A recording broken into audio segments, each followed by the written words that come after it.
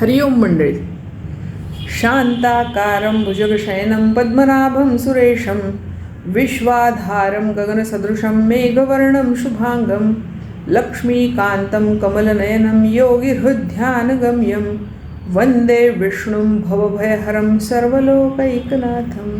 हरि ओम. काल आपण बघितलं मुख्य विभूती मी सांगेन असं अर्जुनाला कृष्णाने सांगितलं आणि त्या स्वरूपामध्ये तू माझं चिंतन केलंस तर तू मला प्राप्त होशील असंही सांगितलं. विभूतींमध्ये भगवत चिंतन करणं ही एक सामान्य माणसासाठी सांगितलेली सोपी युक्ती आहे. तर आता काल आपण सामवेदादी म्हणजे सामवेदापासून सुरू होणाऱ्या विभूती पाहिल्या, शंकरापासून सुरू होणाऱ्या पाहिल्या, बृहस्पतीच्या संदर्भात पाहिल्या आणि आज आपण 10वा अध्याय श्लोक 25 ते 32 बघणार आहोत. अध्याय 10वा श्लोक 25 ते 32 यात सुद्धा सगळ्या वेगवेगळ्या विभूती सांगितल्या आहेत. तर त्या आता आपण आज सुरू करूया. महर्षीणां भृगुरहं गिरामस्म्येकक्षरं यज्ञानां जपयज्ञोऽस्मि स्थावराणां हिमालयः. महर्षीणां भृगुः अस्मि. महर्षींमध्ये मी भृगु ऋषी आहे. मग भृगु ऋषी का बरं? तर भृगु ऋषींच्या नी मारलेल्या लाथेचं चिन्ह भगवंत आपल्या छातीवर धारण करतात आणि म्हणून त्यांना श्रीवत्स लांछन असं नाव आहे भगवंतांना, की ज्यांनी आपल्या छातीवर या भृगु ऋषींचा जो लत्ता प्रहार झाला होता त्याचं चिन्ह आपल्या छातीवर मिरवलं आहे. कारण हे अत्यंत तेजस्वी होते आणि भगवंताचे निरतिशय भक्त होते. यांनीच ब्रह्मा विष्णू महेश यांची परीक्षा घेऊन हे ठरवलं की या तिघांमध्ये श्रेष्ठ विष्णू आहे. आणि म्हणून इथे भगवंत सांगतात की महर्षीणाम भृगु अहम. महर्षींमध्ये मी भृगु ऋषी आहे. गिराम अस्मी एकक्षरम. वाणी किंवा भाषेचा जो सगळा विस्तार आहे त्यामध्ये एक अक्षर मंत्र जो आहे, एकाक्षर मंत्र ओंकार प्रणव तो मी आहे. यज्ञानां जपयज्ञोऽस्मि. सगळ्या यज्ञांमधला श्रेष्ठ यज्ञ म्हणजे जपयज्ञ तो मी आहे. स्थावराणां हिमालयः. पृथ्वीवर एका ठिकाणी स्थिर असणाऱ्या पर्वतांमध्ये मी हिमालय पर्वत आहे. उत्तम सर्वात उत्तुंग असा जो पर्वत आहे तो हिमालय पर्वत मी आहे. आता 26व्या श्लोकामध्ये अश्वत्थ इत्यादी विभूती सांगितलेल्या आहेत. अश्वत्थ हा सर्व वृक्षाणाम. सगळ्या वृक्षांमध्ये मी अश्वत्थ वृक्ष आहे म्हणजे पिंपळ वृक्ष. पिंपळ वृक्ष श्रेष्ठ मानला जातो सगळ्या वृक्षांमध्ये. देवर्षीणांच नारद हा. नारद देवर्षी जेवढे आहेत त्या सगळ्या देवर्षींमध्ये मी नारद आहे. कारण असं सगळीकडे आपल्याला दिसतं की भगवंत अवतार घेणार असतील तर तो त्यांचा अवतार होण्यापूर्वीच नारदांची सगळी पूर्वतयारी झालेली असते. ती त्या अवतारामध्ये भगवंतांना कुठे कसं भेटायचं आहे, त्यांच्या कोणकोणत्या गोष्टींची योजना काय आहे हे त्यांना आधीच माहिती असतं. हे त्याच्यामुळे देवर्षी नारद हे सर्वश्रेष्ठ आहेत. दुसरी गोष्ट नारदांच्या बाबतीमध्ये व्यासांना भागवत लिहिण्यासाठी, वाल्मिकींना रामायण लिहिण्यासाठी मुख्य प्रेरणा देणारे हे नारद आहेत. कपिल मुनी हे जन्मजात स्वतः सिद्धच आहेत. महासिद्ध जे लोक असतात त्यापैकी एक आहेत. म्हणून पुढे म्हणले त्यांनी गंधर्वाणाम चित्ररथ हा सिद्धानाम कपिलो मुनिही. गंधर्वांमध्ये चित्ररथ नावाचा जो गंधर्व आहे तो मी आहे आणि सिद्धांमध्ये कपिल मुनी जे आहेत ते मी आहे. कारण असं म्हणतात की कपिल मुनी हा शंकराचाच अवतार आहे, अंशावतार आहे. त्याच्यामुळे ते कपिल मुनी, मुनींमध्ये सिद्धांमध्ये कपिल मुनी मी आहे. आयुधानाम अहम वज्रम धेनूनाम अस्मि कामधुक्. आयुध म्हणजे शस्त्र जेवढी आहे त्या सगळ्या शस्त्रांमध्ये मी वज्र आहे. आता हे वज्र नावाचं शस्त्र इंद्राजवळ आहे. इंद्राचं शस्त्र म्हणून ते ओळखलं जातं आणि ते अत्यंत कठोर आहे. किती कठोर आहे तर असं सांगतात की त्या वज्राचा एक प्रहार झाला की किल्लासुद्धा पूर्ण ढासळतो. किल्ल्यावर जर त्याचा वार झाला तर पूर्ण किल्ला ढासळतो, खिळखिळा होतो. इतका ते कठीण वज्र आहे. आणि ते कशापासून तयार झाले तर दधीची ऋषींच्या अस्थींपासून तयार झाले. त्या अस्थींना ऋषींच्या तपाचं तेज प्राप्त आहे आणि ते कधी संपत नाही. आणि म्हणून ते अस्त्र, ते शस्त्र, इंद्राचं वज्र हे कधी पराभूत होत नाही. आणि म्हणून असं अत्यंत तेजस, ज्याला तपाचं तेज प्राप्त झालेलं आहे, असं ते जे शस्त्र आहे इंद्राचं, ते वज्र, तर त्या सगळ्या शस्त्रांमध्ये ते वज्र मी आहे. धेनूनामस्मी कामधुक. कामधुक म्हणजे कामधेनू, काम देणारी, काम इच्छा पूर्ण करणारी, अशी धेनूंमधली कामधेनू मी आहे.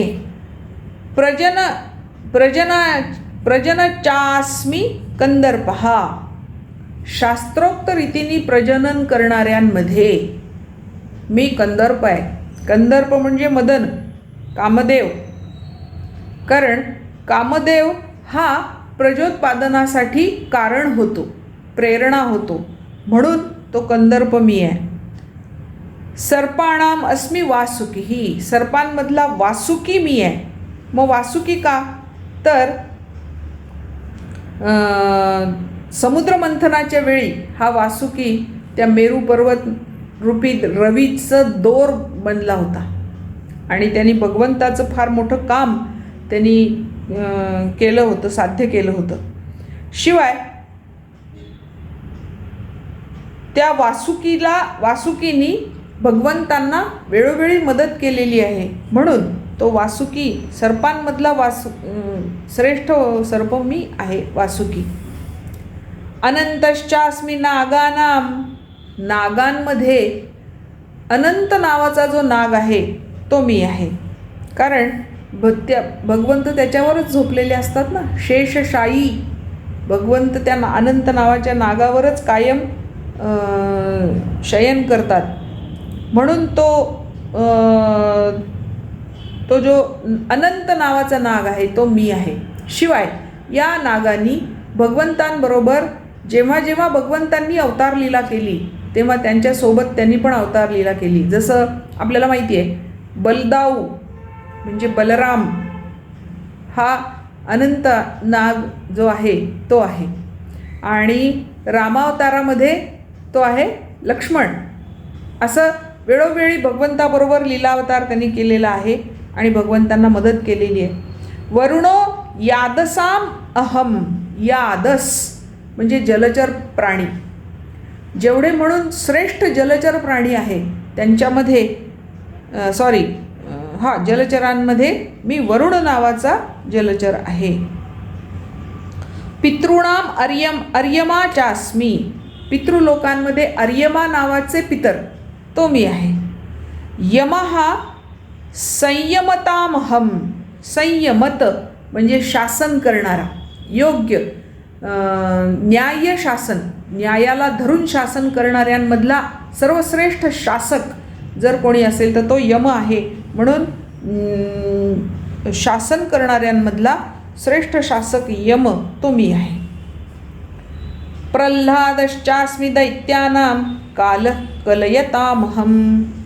प्रल्हादः च अस्मी दैत्यानाम. दैत्यांमधला प्रल्हाद मी आहे, कारण तो भगवत भक्त होता. दितीपासून जरी निर्माण झालेला असला, दैत्य जरी असला तरी तो परमभक्त होता. त्याच्यामुळे तो दैत्यांमधला सर्वश्रेष्ठ दैत्य असणारा तो प्रल्हाद मी आहे. कालहा कलयताम अहम.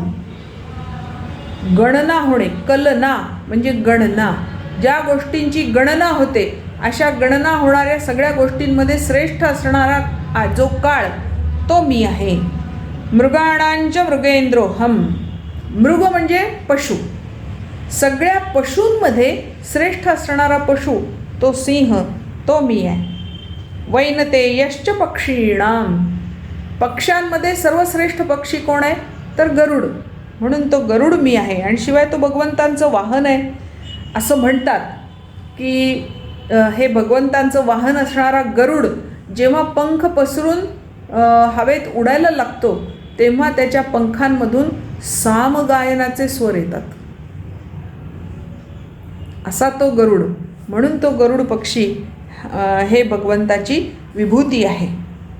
पवनः पवतामस्मी रामशस्त्रभृतामहं. पवताम अस्मी, पवित्र करणाऱ्यांमध्ये, पवित्र करणाऱ्या ज्या सगळ्या गोष्टी आहेत ज्यांच्यामुळे इतर विश्वातल्या इतर गोष्टी पवित्र होतात त्यातलं एक आहे पवन. त्याचं नावच आहे पवन. पवन करणारा, पवित्र करणारा, म्हणून तो वायू तो मी आहे. रामः शस्त्रभृताम अहम. उत्कृष्ट शस्त्र धारण करणाऱ्यांमध्ये शस्त्रधारी असा जो राम तो मी आहे. झषाणाम मकरश्चास्मी. झष म्हणजे काय म्हणायचं त्याला, मासा, म्हणजे पाण्यामध्ये राहणाऱ्या माशांमध्ये सगळ्यात श्रेष्ठ आहे मगर, आणि म्हणून तो मी आहे.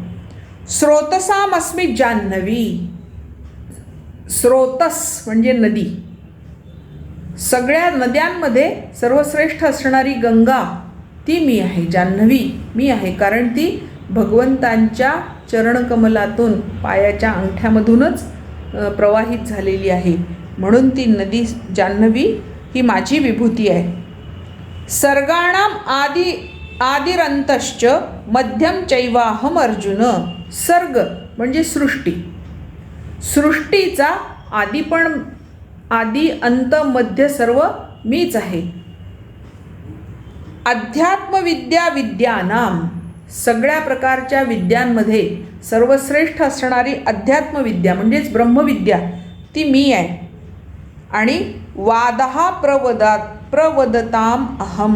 वाद म्हणजे तत्वबोध करण्यासाठी केलेली चर्चा, त्याला वाद म्हणतात.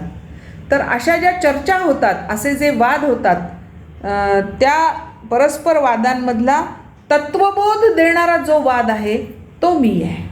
वादे वादे जायते तत्वबोधः.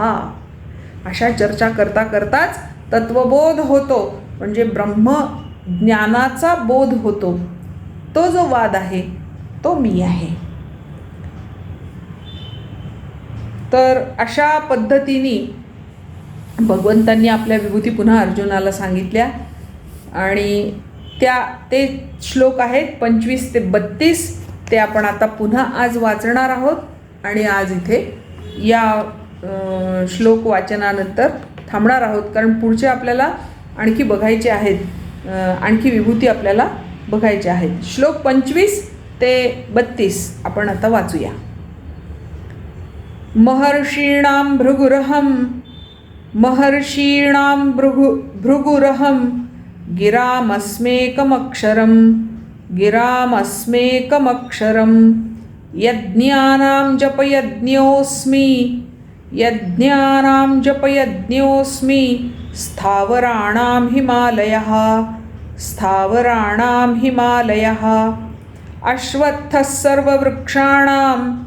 अश्वत्थः सर्ववृक्षाणां देवर्षीणाञ्च नारदः गन्धर्वाणां चित्ररथः सिद्धानां कपिलो मुनिः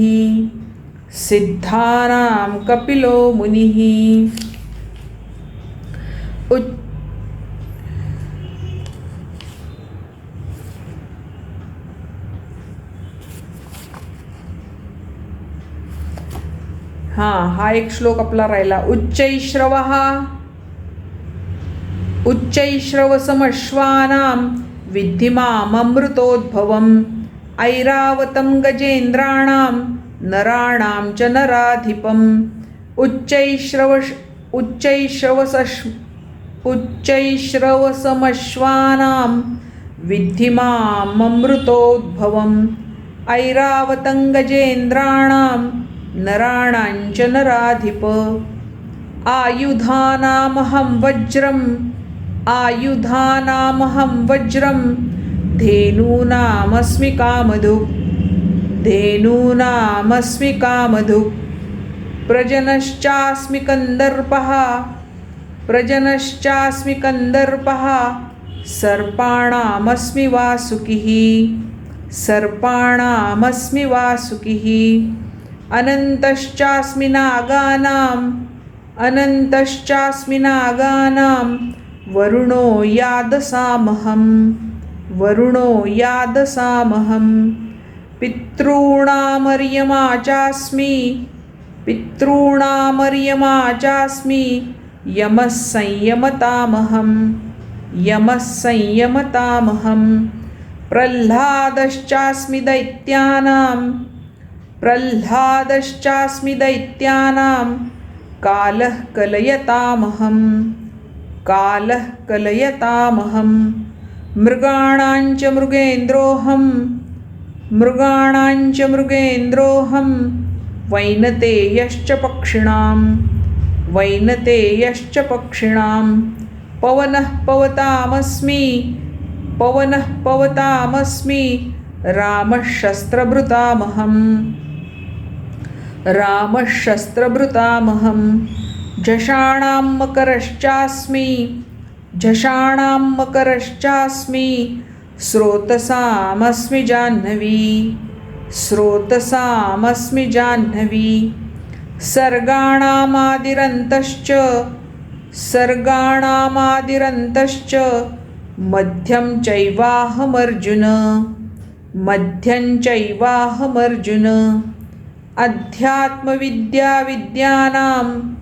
अध्यात्मविद्याविद्यानां वादः प्रवदतामहम्. आपला 27वा श्लोक राहिला, त्याचं फक्त विवेचन करते एकदा आणि मग थांबूया. उच्चैश्रवसम अश्वांमधला उच्चैश्रवस नावाचा जो घोडा, जो विद्धी माम अमृतोद्भवम, तो मी आहे, ती माझी विभूती आहे असं जाण.